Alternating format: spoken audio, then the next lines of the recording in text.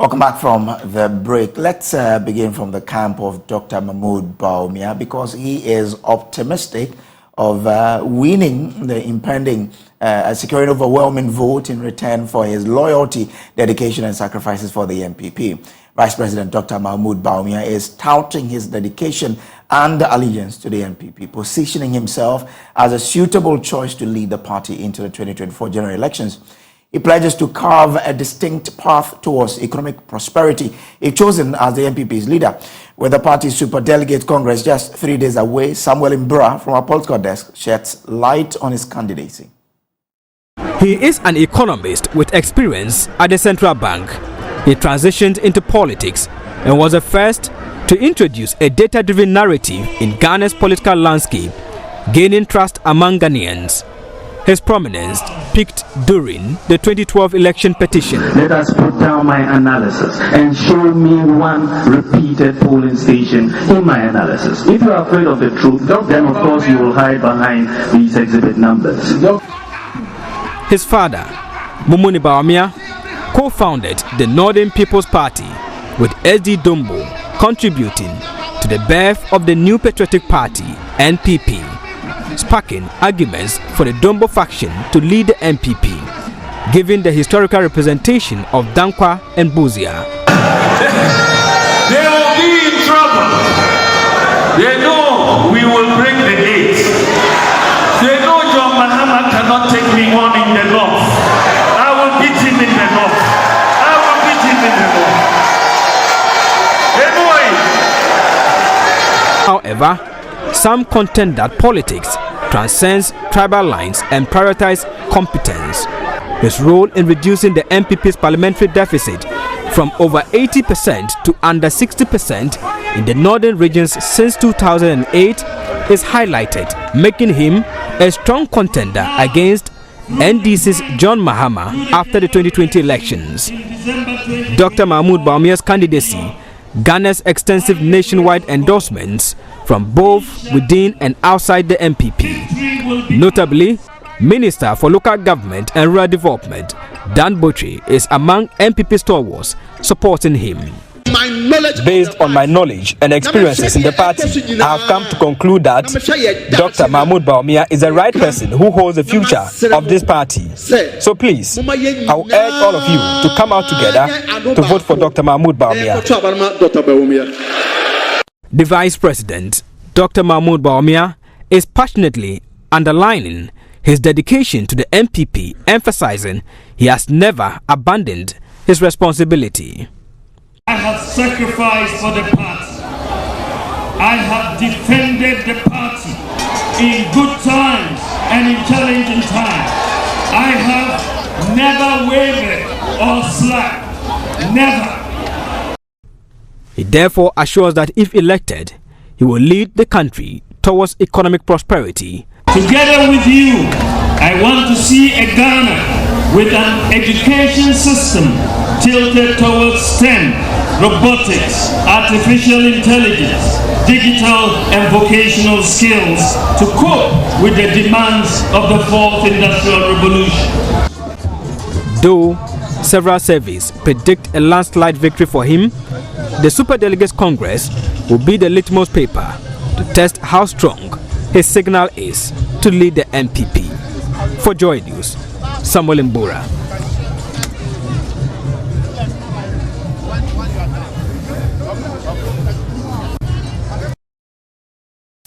Let's come in studio now and speak to a stalwart of the party, Mr.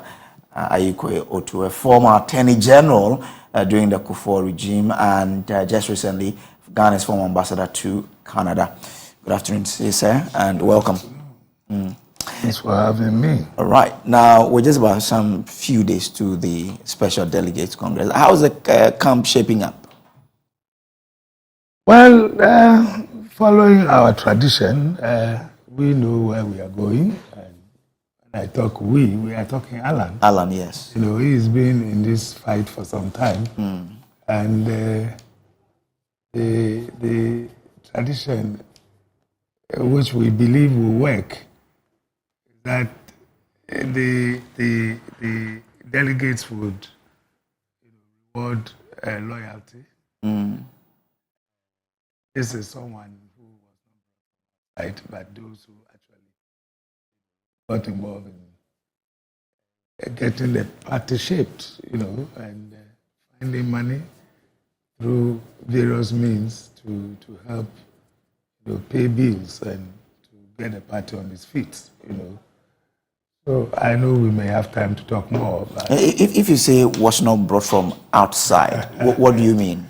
Well, those who know the tradition will tell you that some were brought in while others started in the 1992 thereabouts when the Dankwa Buzia Club started and all that, So they were those who actually started. Others were brought in. I mean, clearly, you might know as a pressman. I don't know unless you tell me. There's no need to go into that, but the point is that there are two classes of members, those who started. So you find that on Saturday we'll have what we call foundation members. Okay. For example, those who actually appended their signatures to the documents at the time we're going to file the party papers at the EC. Yeah. Foundation members. Then you have founding members, and then you register and it's open and others can join, So we're talking about one who actually was right from the beginning. Of course, you needed people from various regions to show that it's a national party, in which case you cannot get everybody from one region signing those who actually started. But some you find their names there. But the clear, you heard the report, a banker later on became a politician. So you know the history, so you can make. But what does it? I mean, doesn't matter when someone joined the party. That's why I'm saying that there is a tradition, and we're trying to follow the tradition, and we believe, that while in politics we're trying to, if you like, in campaigning, you're trying to change people's minds to let them look your way. So whatever you say, there will be the other side of the coin that somebody will ask, like you're asking, what does it? But if you are following the tradition that we had Professor Dubois and was seriously challenged by Kufuor. And then when he left, it was Kufuor who came in. Nana Akufo-Addo seriously challenged him, Kufuor. At the end of the day, Nana comes in, and then for the time past, it is Alan who has been there constantly, always in the second position, which is taken now. That look, I am the man, I'm the next man, look my way. So it tells you that if the tradition is followed, surely it should go his way. But is it about tradition, or you're looking for someone who will win you the election? That's the critical part of the whole game. You don't go into politics or in an election without a message. Especially when we do 4 years and 4 years, for which reason we are talking about breaking the 8. So what will be the message that you take there? What will be the face that will be there for you? Okay? So if you find that it will be difficult to put a particular face there, because there will be difficulty in looking at the message, then you might want to do something else. And it's important. It's important. It is not a laughing matter that, look, this man has served you for 8 years, so why do you have to change it? You ask yourself, what will be his message in 2024? How has things shaped up? It might have been the best not to compare and to talk, because you are doing primaries, which is internal, but eventually you go and meet your NDC at the other side, and therefore things that you may say might be seen as giving ammunition to them to use against you. But whatever happens, you need to go through these primaries first. Okay. And it's important that you look at the issues, ask yourself whether what you are saying now, if you continue with it, it will stand you in any good stead, or there's the need for a change. Okay. So those of us who are calling for Alan, we are saying that no, we need a new face and we need a new message. Okay. Why do you think that if you maintain, for example, the second in command now, Dr. Bawumia, the message will be problematic? That is what I put to you, that you see, you may want to look at all the variables and what has taken place for the past 7 years or so, and to ask yourself whether, people are, if you like, comfortable. Okay. The conditions that we find ourselves. We are all Ghanaians. I mean, maybe some maybe enjoy better than others. I don't know, but generally we know what the conditions are. The economic situations, the inflations, the whatever, the IMF, World Bank, these. So you ask yourself, if the message is what we have already heard and seen, are we going to continue with that? And would people want to buy into that message? That's a difficulty. But some of us begin to or we look at. But if that's the case, then of course those who are part of this government don't also have a chance then, because they are all part of the government. Yeah. Alan, Dr. Kwadwo Afriyie, Dr. Bawumia himself, I think they were the guys who were part of this government. Yes. And also partly Joe Gatti was part of the first term. Then they also don't have a message then. So the politics has its own logic. It's not everything that you think is logical that happens in politics. It may have its own language, has its own logic. So you want to find out who is in charge. You see, when things are going well, then you tell the world that, well, I'm in charge. And then when things are difficult, you say, no, I'll play second fiddle. There is no consistency. But if you are not in charge, you are not in charge. So you ask yourself, of the lots that you have mentioned, who would you say, had has been in charge of most of the things that we have found? People talk about, he has brought about digitalization. Digitalization, yeah. That is it. What has that led to? It hasn't led to anything, yeah? What has that led to? You are looking at the people, the voters generally, and what they want to look at, and how has the game been played? Has the whip been cracked sufficiently? So you can trust that, if you go this way, you are likely to find solace going forward after 2024. You made mention of loyalty. Some people will ask that, well, when it comes to loyalty between your preferred candidate, Alan Kwadwo Kyerematen, and Dr. Bawumia, who has been more loyal, is loyalty about the time you joined the party or what you've done for the party over the years? There's nobody who can deny the fact that Alan has done a lot for the party. The Young Executives Forum, I told you at the beginning, the things that have been done when the party was struggling. This is the man who put together young executives to look for money, to assist the party to stand on its feet. Okay.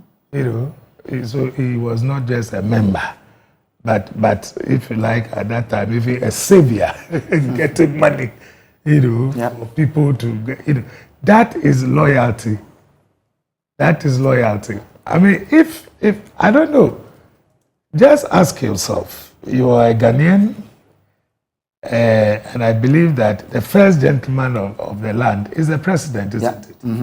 Then you have a vice who will be the second gentleman. So if you find yourself as a second gentleman of the land, What sacrifice are you making?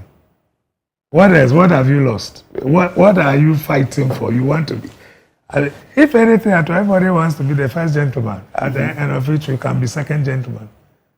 So if you come in as a second gentleman, straight away, second gentleman, what sacrifice did you make to get there? Well, someone will refer you to the election petition of 2013 and how this young man, Dr. Bawumia, how he performed for the party. Oh. And yes, people refer. You were in court as well. I remember you now see your real size. I mean, that was being told to your client. I mean, someone will refer you to that. They will refer you to what he's been able to do in the north, especially ever since he came on. But your name is on the petition. Who do you want to go and talk for you? Your name is there. And I go for Dr. Bawumia and Jacob Echebilante. Who will go and speak for you? Yes, they could have added other names, and then we'll see whether they would have also gone. So that is not sufficient for me, because his name is there, and it was a group matter. We all got involved. We all looked at the pin sheets, strategized the best way out. Well, his name was there. He had to go. We challenged it. It was a good thing at least. When we had it again, when Mama went, the parameters had been set. So it was told straight away that this your case we have brought has no merit. And at the end of the day, that's what happened. He started from day one. They told him, you are wasting everybody's time. Because we have gone through that Akufo-Addo thing, and we have found what it is that we should be looking at when we are doing election petitions. So it was good for the country generally, but that is not sacrifices, because you were already brought up to the top. Again, remember that when you come as a candidate and you try for 4 years or whatever, let's say even 2 years, and then you lose, you still are maintained again for another. You still are maintained. How many years do you think he has been there in the front line? Yeah, from 2008 all the way to 2012, 2016, 2020. Yeah. And you are talking about sacrificing. You are not sacrificing. You are there in the upper echelons. So what is Alan bringing on board which is different from what a Bawumia ticket will bring? Clearly, I mean, it's a new face that you see on the ballot. He's not been there. He's tried in the primaries severally and he has lost, which is good. After all, many big politicians went through the same thing in America and elsewhere. Many people tried several times, they lost. But it's always a question of time. I mean, look at our present party chairman. He was almost like a serial somebody who always go and contest for the chairmanship. But when the people decided it was time, they gave it to him overwhelmingly. I think he won with the highest number. But that is what the people have decided, that this is his time. This whole idea, like the Gama will tell you, ish or no, this is his time. And we are telling you that we see it happening that way. All the so your message is about it is his time? Is that it? I really have told you the things he has done already. When we were trying to bring about vehicle assembling plants in this country, you don't realize that it was his time that we got it. Kwame Nkrumah has been talking. But will you credit that to the president or you credit that to the minister? Oh no. You see, this is not an ordinary minister. This is a minister who has been into the African, traits and the rest. He's been sponsored there. He's been there before. He's looked at some of these things. He has a clear vision of what he wants, the transformation that he wants this country. And one of them is looking at this vehicle thing. It takes, the effort of many to get something done. But there should be leadership being shown. For example, I, as an ambassador, I'll tell you that I know that some of the vehicles, for example, came from South Africa. Some came from South Africa, not necessarily from Germany, to be brought here. Assembled here. And some of the ambassadors gave some assistance to get it done. But that leadership, so many of these things that we find, were led by him. So you don't give credit to the president, but to the minister? No, I've told you. Politics has its own logic. So for what we are doing, that is the logic. At this stage, what we are doing, that is the logic. I get you. I get you. And quite, one district, one factory, and the rest. If you go into the history, I've been at cabinet before, so I know how cabinet policies are brought about. Somebody brings a memo, it will be discussed. If it is good, okay, you give him the go ahead, go and do it. And so if some of these things emanated from somebody, so that if he had his own way, perhaps he might have done it in a certain way. Okay. But if you are serving someone, you have to be careful, as to how you also, push your agenda. So you like Kufuor used to say, you don't have to pick, too early. Okay. So there are things, but then at this time, these are the things that we should begin to be talking about. Okay. You should have to look at these things which are transformational. One district, one factory, if indeed the evidence is out there that so many of these factories are about, have they not created jobs for people? And so many too are going through challenges. Of course. I mean, there are teething problems everywhere. There are teething problems everywhere. You can't just think that once you start, everything goes well. There is some difficulty with, I think, some raw materials. So, funding as well. Some funding did not go and all of that. Well, funding necessarily, if you are using the private sector as the engine of growth, it's not a state thing like maybe Chinese companies or something. But it's a private sector-led thing, and so you can only be assisted. So you should come more from whoever wants to set it up. All right. So are the delegate buying this message? Because there's a research which says that Dr. Bawumia is leading Alan Chomanting by a leap. I don't believe that statistics. Even if it's true, I don't believe it at all. See, you look at every election has its own dynamics. Okay, now you have a situation where you've seen those who are going to vote and the number and where they are drawn from. So it's likely that you can get people whipped into a line to do a certain bidding. Okay. It should not convince anybody, assuming he wins even this primaries. What are we doing? Generally to select 5 people. How many of the polling station executives are going to get involved? Only the chairpersons. And yet we have 5 for each, polling station. So if only the chairpersons decide, do you know where the 4 are going to go? And in terms of numbers in November, we're talking about 900 and something voting.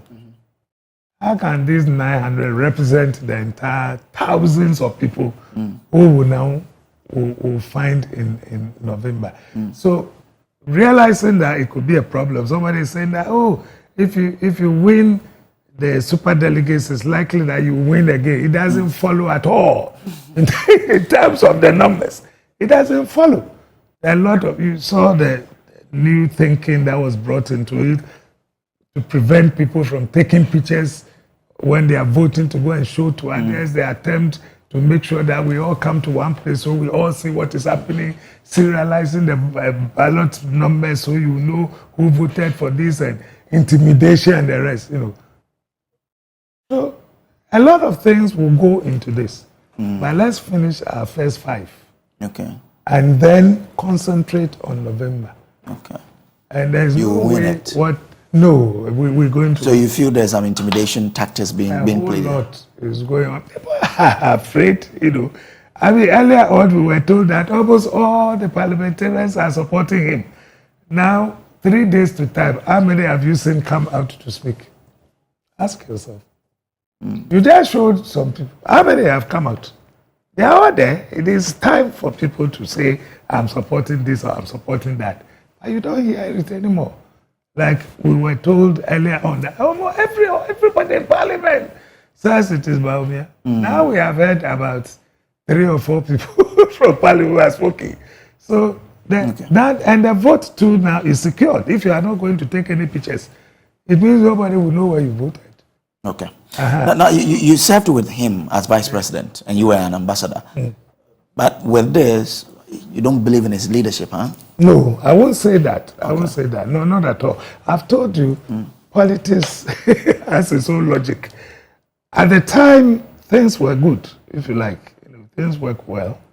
He came to Canada. I organized a trade mission. He led it and all that. He's been a very good friend of mine. But you ask yourself, from the time, you are the media people, from the time the rating agencies started downgrading Ghana's economy, what has happened to us?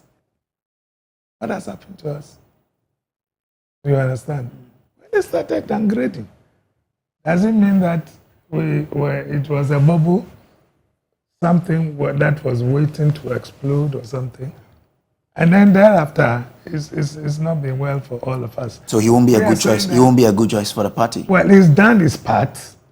I think he can bow out honorably. We'll always remember him for whatever he did, including digitalization. But to proceed beyond 2024, we don't think it's right. Some of us just don't think it's right. He's done his part. Yes, I will. He's my friend. I mean, and I was here the other time. I made that point. He's still young. He has time on his side. He's about 67, 68. He's young. He still has time. He's not yet 60. Just like Kufuor told Nana, you young man, when I finish my term, you come. And Nana told him also that you give me a run for my money, and when I leave, you come after me. So that is it. He has time. I will not say that he has no leadership quality. Okay. No. It would be wrong to do that. But I'm saying for now, in terms of our politics, if we do not need, he would not have any message for 2024. Therefore, it's better to bow out. When the applause is loud, if you like, if there's any applause, let him bow out and let's bring in. And come back again later after Alan. Yes. That's what you mean? Maybe, yes. All right. And that's even a maybe. Maybe. That's a maybe. Well, but if the tradition is followed, it's likely that he will come. Okay. But he's the one who's giving. And let me say this before I leave.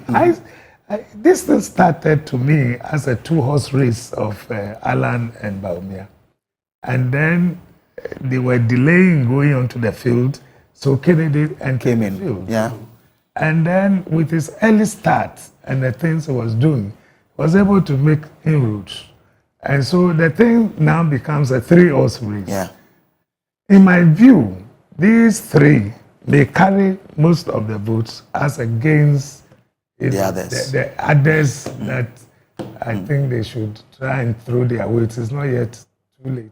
Okay. Can throw their weight. But Alan is the man, and the message is they should not make a mistake to vote for any other person. Go in for Alan. He has everything that it takes. He's a lawyer by profession. He's a businessman.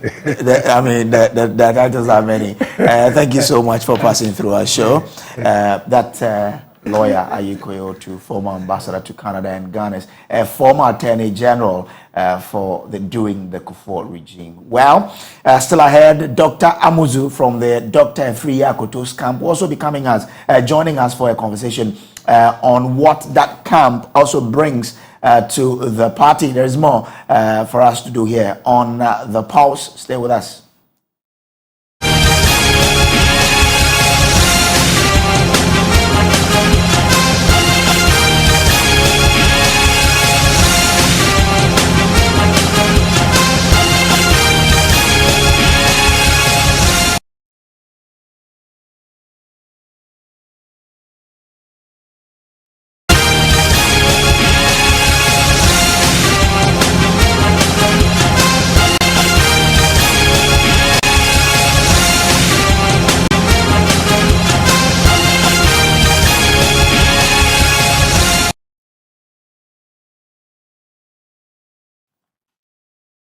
Welcome again. Well, let's now take you to the camp of the former Agric Minister, Dr. Afriye Akoto, who says he's the right man to lead the party. In studio with me is Dr. Prince Amuzu, who is from the camp of Dr. Afriye Akoto. Hi, good afternoon, welcome. Good afternoon. Good afternoon to your listeners and viewers. You heard there, Mr. Akoto says all of you who are struggling should just leave it. It's time for Alan, because if you are following tradition, it is time. Why are you worrying yourselves? It's okay. Like he says, the politics has its own logic. If you're talking about time, you would have to reference Bafo Akoto, the man that will put the AP tradition together. The one that sat in the chair and brought Dombo, the other brought SG Anto, and all of those other people. When is his time? His son is Honorable Dr. Afriye Akoto. But that's his son, time? Not him. Not Bafo Akoto himself, that's his son. So you are talking about tradition and time. Okay. So I'm asking the question, this is rhetoric. When will be his time? You see, so if you go that way, then you'll be missing the point. If you talk about Dr. Afriye Akoto, like he says, when we're beginning Dankwabuzia tradition and the club, Dankwabuzia Club in the UK, when G.H. Mensah was the chairman, Dr. Akoto was the secretary. And he's been there all this while. This is loyalty. That's what loyalty means. It means you have been there and consistently been there. You've not threatened to resign before. You've not walked away from the party before. You stayed in the party and worked for the party. When he was a member of parliament for Kwadaso, 2 terms, he worked so hard when we were in opposition. You saw him everywhere, campaigning for NPP and leading the charge for food and agriculture and coffee affairs as a ranking member of the committee in parliament. So this is the caliber of person we are talking about. You cannot discredit him. You cannot take him away. Indeed, the party people, they know that this is the man that can resolve the challenges of our party, and the Ghanaian people are also waiting for him. Now, how do they know? Because, how do they know that he's the right man? It's because we are engaging the people, and you have a message. If you notice, a lot of people are doing a lot of noisy campaign, and we kept saying Dr. Akoto's campaign is a noiseless campaign because he has a message. He is not saying, I'm not a Christian, so vote for me. I am from voter origin, vote for me. That is not the issue. It is my turn, vote for me. It's not the issue. What is your track record? What have you done before? We are all in government. Let everybody put forward one social or public policy that this government put forward, you were made to be in charge, and what was your results? This for us to assess you, to see whether you are able to do something that will give you this bigger job, you'll be able to deliver. That's the type of conversation we are having. And that is why Dr. Akoto's campaign, no insults, no attacks.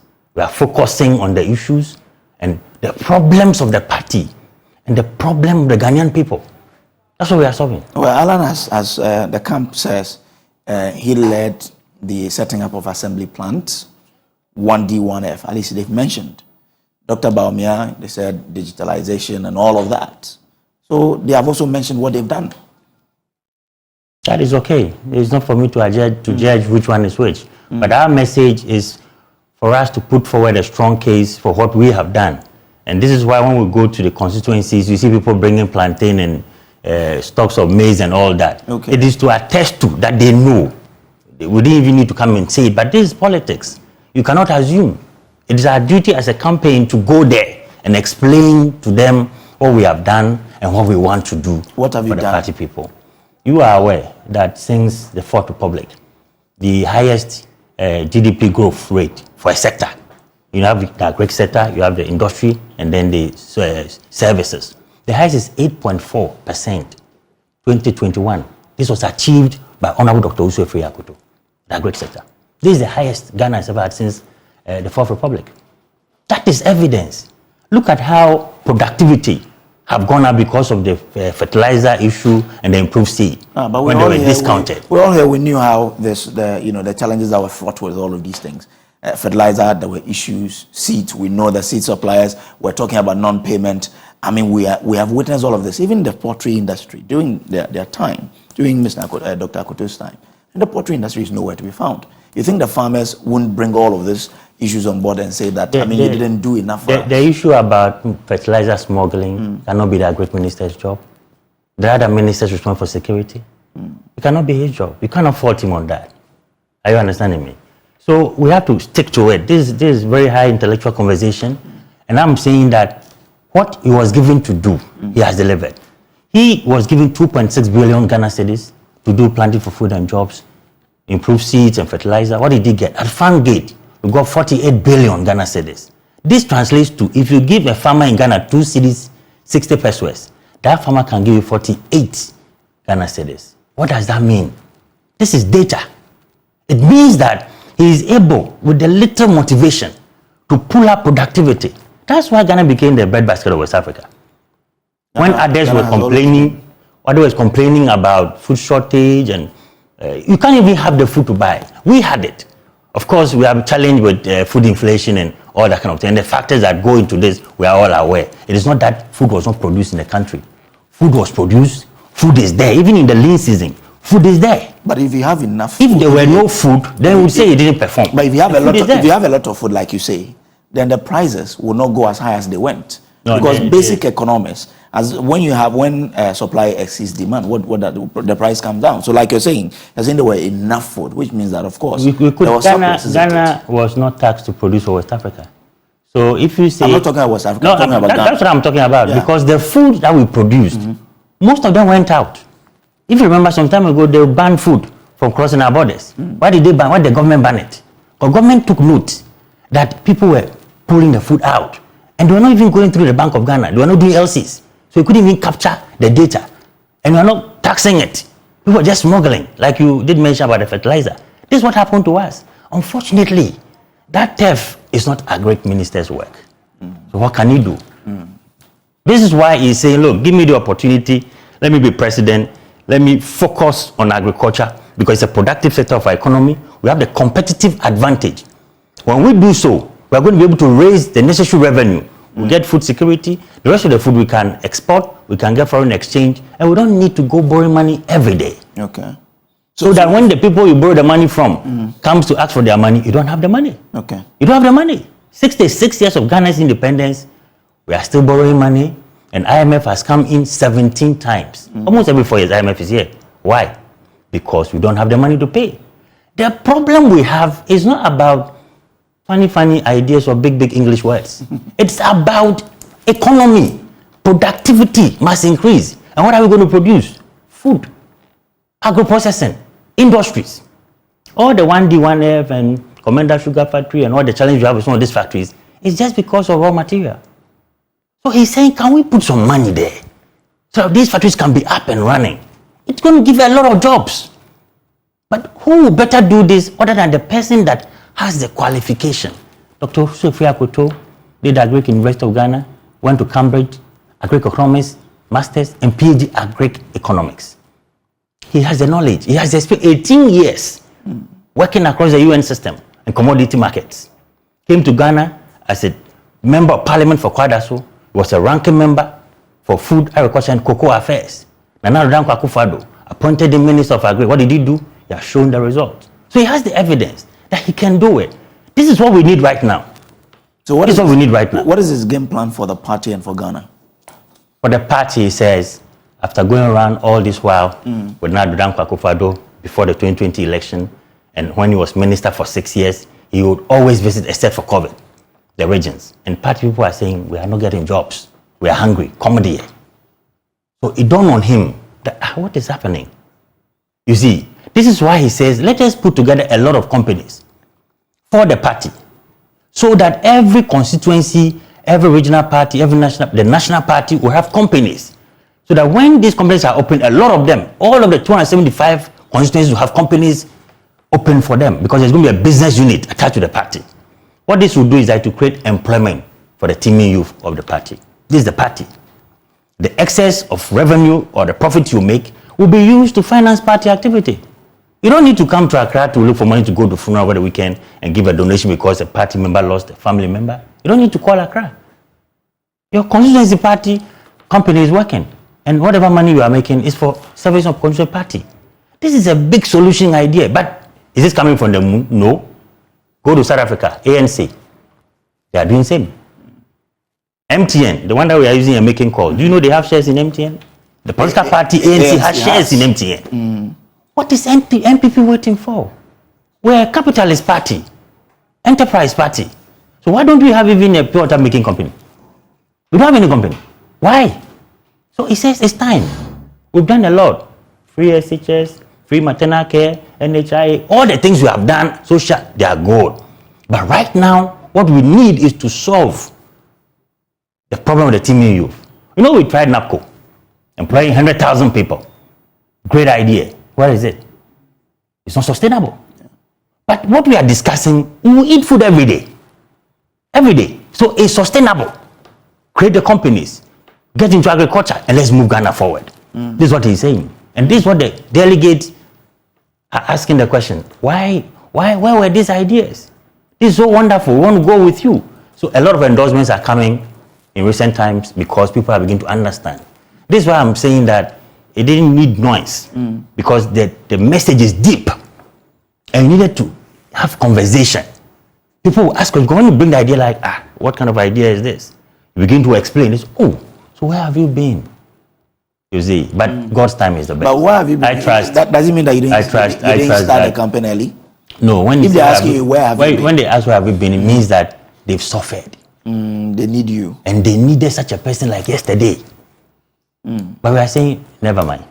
God's time is the best. So how confident are you of winning the flag bearers? I mean, also, first of all, you are now going for the to select 5. How confident are you of being part of the first 5? The delegates for this election are saying that they want solutions. They are not here to rent out a party to anybody. They are not here to sell out their party. They want real solutions, because when the party gets the solutions, the people are energized. Then there is hope. They can campaign and we can break the 8. And they want somebody that has solution for Ghana's problem. Many people are saying, oh, when we finish the primaries, before they will come up with their vision for Ghana. Many people. Some of the aspirants, honestly, I have followed. I can't even remember what exactly is their vision for Ghana. They said, when you Dr. Akoto has already put forward the proposition, and he gives the example of the Tree Crop Development Authority and says, look, this is just one institution I'm giving. There are 5 of that. You mentioned poultry. He has proposed Poultry Development Authority. And this is with cabinet as we speak. If these things are done, that industry will be protected. So do we be financed with public funds? Do we need the authority for the poultry industry to thrive? I mean, the poultry has thrived before when we didn't have an authority. Very much so. Very much so. How so? If you are producing poultry in Ghana and it costs you X amount, and somebody is producing in this country and is supported with public funds, and they bring it and it's cheaper than the one you are producing, don't you think you'll be wiped out?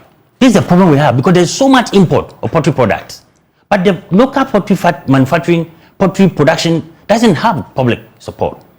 So if you have an institution like Poultry Development Authority, the like of Cocoa Board, this is what he used to explain it, Cocoa Board, for many years, you protect that turf, you finance it, you develop it, you research it. Before you know, we are producing enough birds, enough eggs, and we'll export excess at very competitive prices. That will bring us foreign exchange. So you're saying that this conversation is deep and it's heavy. So the lack of the development authority for poultry is the reason why government cannot support the industry to grow? Government will need a vehicle to support industries. There has to be a vehicle. And this type of conversation we are having, you don't want a 9-day wonder. You come in, you support poultry, you leave, it collapses. No. So he says, let's do an authority. You go to cabinet, you get approval, you go to parliament, like the Tree Crop Development Authority. You let, just some few weeks ago, World Bank gave $200 million US. Why? Because it's an institution. If it's an institution, money will be put there, and it will be consistent, it will be sustainable. You don't want something that you start today, when you leave, collapse. It's gone. That's the kind of conversation we are having. This is deep, and this is heavy. It's well thought through. And this is what is going to solve our problem. But he spent 6 years at the ministry. Why didn't he do it? I give you the example of tree crop. The tree crop has been done, and now President Nanado has actually put up the board. They are working the offices in Kumasi. I get it. That's why World Bank brought some money to support it. So it started, and I said these are the ones are with cabinet and so on and so forth. So he started the work, no, but it doesn't have the luxury of I asked the question that he spent 6 good years at the ministry, and within the 6 years he couldn't put up the development authority for the poultry if that was the solution. No, there were others, so he prioritized them. So like I've told you, we started talking about planting this cashew, mango, coconut and stuff like that. I was a former DC for Kachinov. So we did all these things. But the way we're doing it, it will not be sustainable. That's why he says, let's institutionalize it. Because even government funding for it was very scanty and difficult. You see how they go to cabinet meeting, everybody is pulling the budget. Very difficult. But if it's an institution, like what he has done for the tree crops, it will survive the test of time. And nobody's going to build Rome in a day. Rome was not built in a day. So he started it and he's laid the foundation. That's the conversation. So he needs the opportunity to be president to focus some public funds to the productive sector of our economy, which will drive industry. Because once the raw materials are there, agro-processing will be hyped, the industries are coming up, all manner of persons, including white-collar trained people like ourselves, will get job to do. Then services will rake in, because if people don't have the money, how are they going to have money to do services, to buy things and take services and pay fees and stuff like that? Even the communication, data, credit, if you don't have money, what are you going to do? It will all go down. We need the productive sector to work. We have the land, we have the water bodies, we are good to go. You seem to believe that you have what it takes to win this, but all the researches that have come out, it's Dr. Bawumia, Alan Chairman, Kennedy, Japan. I mean, you are not even in the first three. The posters are doing their job. You see, and I have no qualms about that. When the people make the most noise, they get heard. Everybody knows them. But when you have painstakingly going down and talking to the people and explaining the challenge of our party and the challenge of our economy and how you want to solve it, you will not have time for noise making. Noise doesn't vote. Delegates vote. That is what I believe. And we wait to see how it turns out. As for posters, I don't have any problem about them. When Poster did post the polls about Asino, we saw what happened. They said, oh, NPP is winning, NPP is winning. Why you lost it? Young girls were dancing in video and say, we saw that. I didn't say anything. So you think that will happen on Saturday? When posters said that John Bodo, a very good friend of mine, is going to win the general secretary, what happened? JFK emerged. Was JFK making noise about something? You didn't even believe. But he is the general secretary of the party. So this is the kind of conversation we're having. We don't believe that noise votes, delegates vote. All right then. So on Saturday, where will you place? From what we've heard and from the assurance of the delegates, we are expecting to top the list on Saturday. Be the first? Yes, it's necessary we have to top the list, because if our message has gone down well and they've understood and the assurance they've given us is true, why are we not first? You don't fear delegates? No. These are party people. These are people in pain. These are people who are complaining and they want solutions. Somebody has brought the solution. You think they're going to take some 100 CD or some money and go and waste the next 4 years? Isn't that what they're going to do? I don't believe so. And these are not ordinary persons. These are leadership of the party. So from constituency chairmanship to regional executive to national executive council members. These are serious people. So John was talking about the same people when he said fear delegates. I have no clue what kind of message he gave them. Okay. But I'm speaking to what I have seen and heard. Okay. That this messaging was appropriate. And it solved the very problem they are complaining about. Okay. I trust that they will deliver. All right. Okay. So on Saturday, the Dr. Efria Koto believes that they will come at tops when the voting, ends on, I think it's around 1 p.m. 1 o'clock. Right? 1 o'clock. By 2 o'clock, we should know that. We should know the score. Yeah. I'll call you and then we'll talk about it. I'll be in the collation center, so I'll be knowing the result. I'll give it to you. I'll call you. So that's Dr. Prince Owusu. Amuzu, Dr. Prince Amuzu is a spokesperson for Dr. Owusu Efria Koto. Interesting conversation. Let's see how it goes on Saturday. But there's still the pause here on the Joy News. We'll take a quick break. But when we come, we'll take you to talk about the Niger crisis. Stay with us.